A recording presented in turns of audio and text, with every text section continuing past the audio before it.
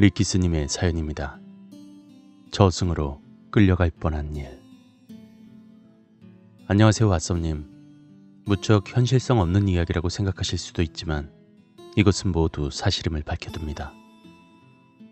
꿈속 할아버지, 아깝다 아까워, 악몽의 사고를 소개했던 리키스라고 합니다. 처음 사연이었던 꿈속 할아버지에서 할아버지께서 그때 저를 데려가시려고 하기 전에도 친척분들께서 돌아가시면서 저를 많이 데려가시려고 했었습니다. 6살의 어린 나이에 일어났던 일입니다. 생전 처음 보는 할머니가 꿈에 나오셨습니다. 저는 꿈속에서 어느 산속 시냇가에서 물장구를 치고 놀고 있었습니다. 그때 제 앞으로 어느 할머니께서 천천히 다가오셨습니다. 할머니께서는 하얀 한복을 입고 계셨고 매우 인자한 미소를 지으시며 제 이름을 부르셨습니다. 준아, 준아.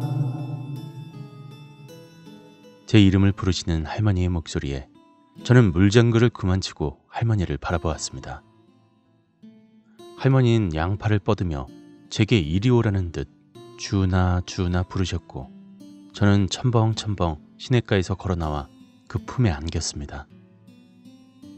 그 할머니의 품은 무척 따뜻하시고 좋은 향기가 나서 눈이 저절로 감겨왔고 할머니는 그런 제 등을 토닥이시며 졸리면 자도 된다라고 말씀하셨습니다.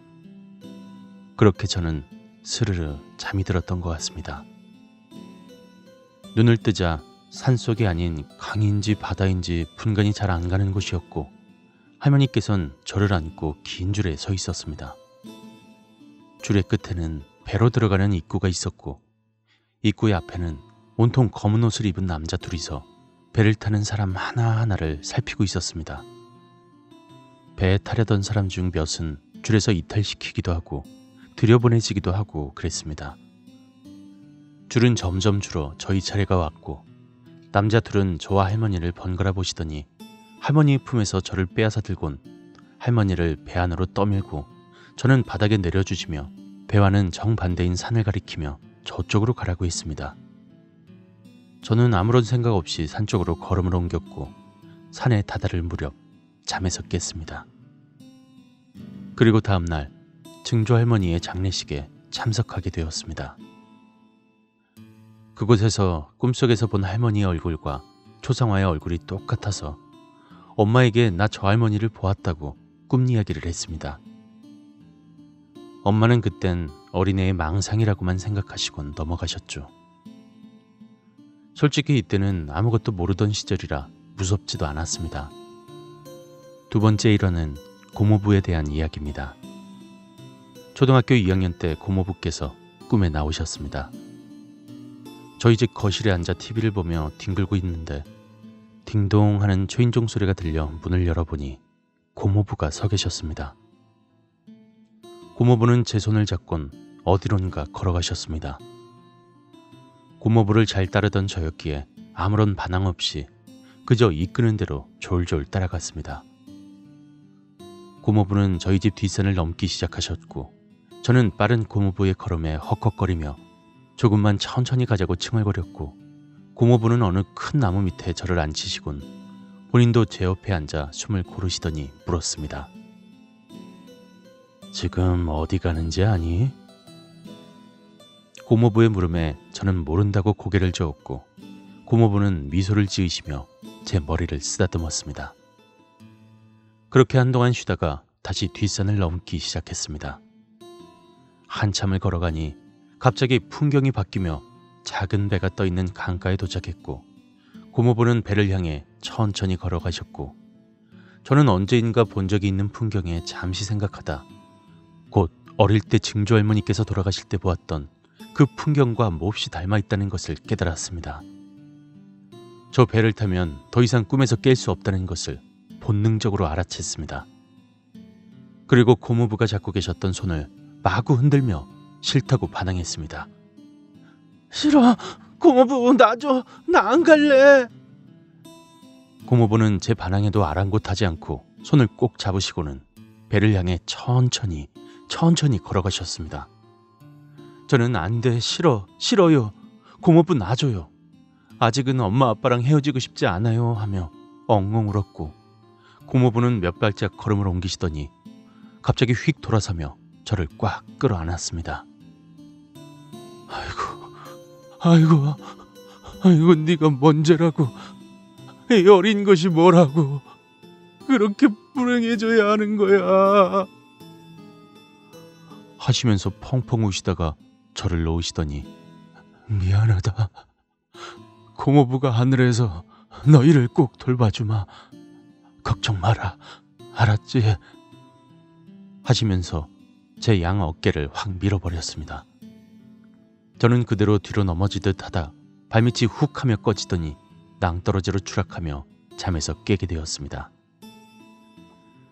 그리고 이 꿈을 꾼 뒤 2주일 후 고모부는 지병이 급격히 악화되셔 집에서 돌아가시게 되었습니다.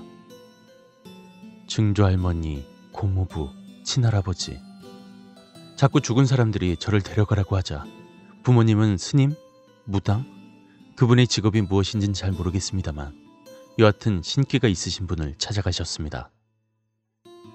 그분은 저를 쓱 보시더니 혀를 찌릿 차시면서 고개를 절레절레 저었습니다.